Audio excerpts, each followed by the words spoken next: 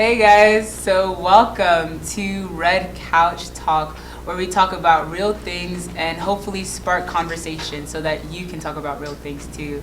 My name is Essie Kwandi. I'll be your host today, and joining me are these two lovely people. Introduce yourself. Hi, I'm McKinley. I'm a sophomore here at Lock Raven. And what's one cool thing about yourself? What do you bring to the table here? Well, I've actually never been in a relationship before, but I've been around a lot of them. All my friends have, so I've got to see a lot of different types of them. So I'm interested to talk about them. Okay, how about you? I'm Eric, and I am a junior. I always enjoy a good cup of tea, and I'm currently in a very healthy relationship. Okay, all right. My name is, as you know, is Esley, and I've actually been in a lot of toxic relationships, and sometimes I've been the toxic person, and sometimes we've both been toxic. But we've thrown around in your face a lot the word relationship and toxic and how we relate. And so today's topic is really relationships, the heart of the matter. And so with that being said, what do you guys think define a toxic relationship? I think it's not being able to be who you are, like feeling that they tie you down in any way and that you're being restricted in any way. Because I feel like if you're in a relationship with someone, then they should trying to help you get towards your goals or like be a happier person, not bring you down and not bring you away from anything. That is really key. How about you? I think that being honest and being able to communicate your feelings is very, very important when it comes to relationships. So it keeps everything clean. You need to know what your partner or friend or whoever you're in a relationship with is going on. You need to know that base level. I didn't mean to cut you off, sorry. I think what I liked about what you said is that friend, partner, whatever, anybody that you're around, like you have to be able to communicate freely. And to touch on what you guys said a little bit, where do you guys feel like the toxicity really stems from?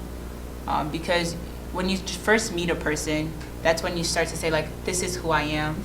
Or for some of us, you kind of show them a makeup version of who you are.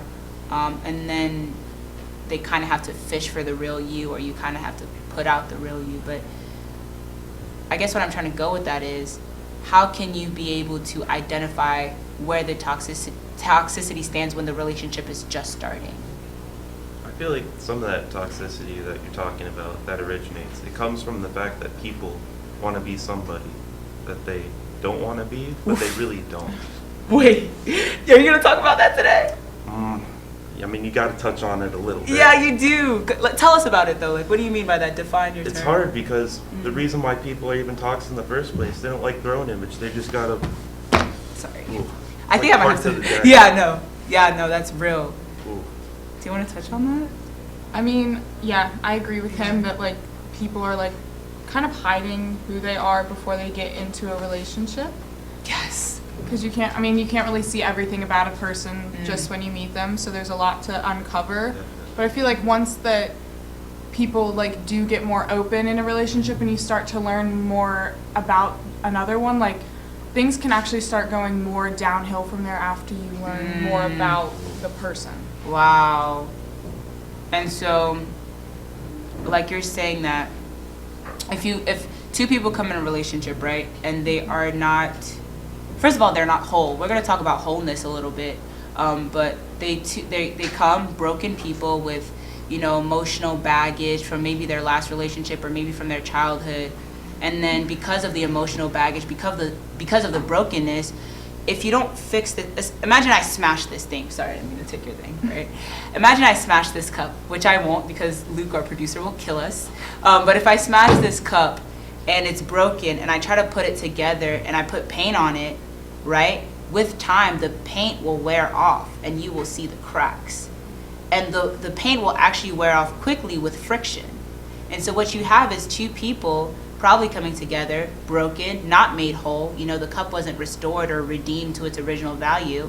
And they put paint on it. And when they come together, there's friction. Maybe you guys have a fight. Maybe they start texting another person that you don't like. maybe they start doing something that you don't like, and they're rubbing against each other. Let me see. They rub against each other, the paint wears off, you see the cracks, and then they start accusing each other. You're more cracked than me. No, you're more cracked than me.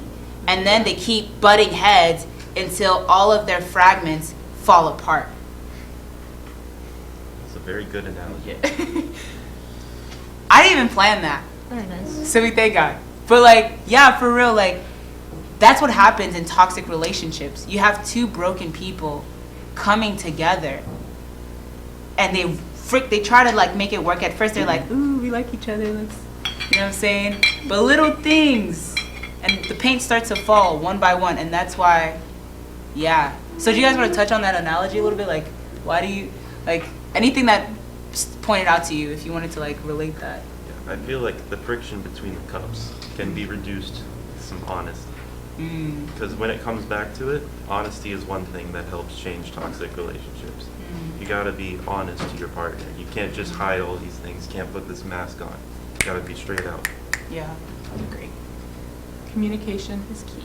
Yes. That's good.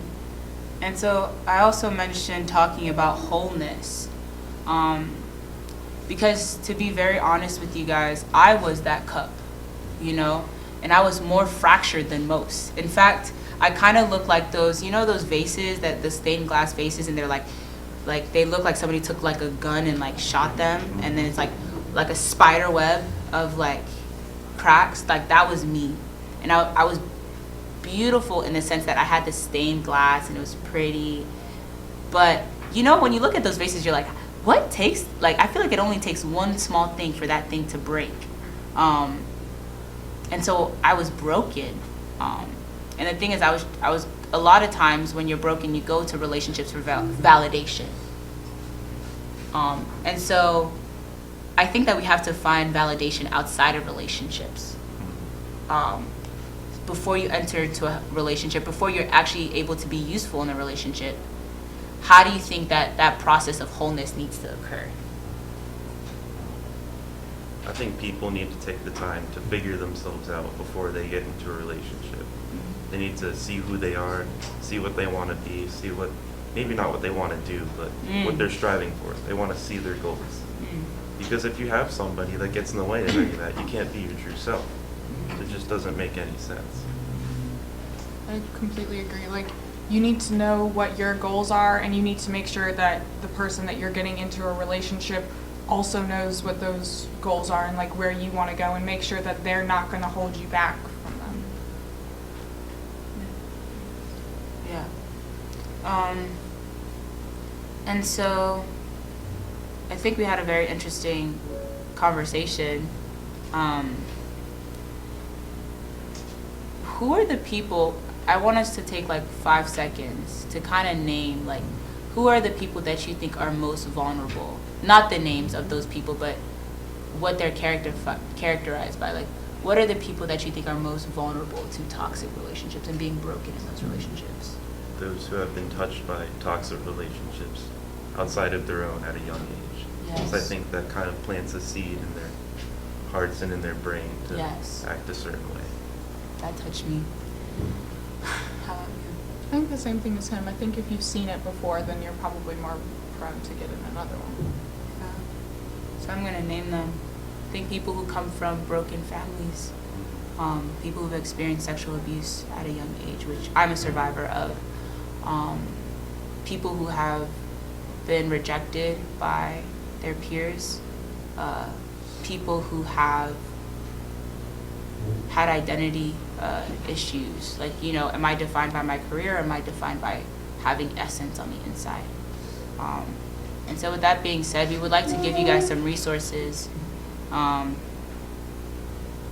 to deal with these things, because you can't move in a relationship and enjoy life if you're not whole.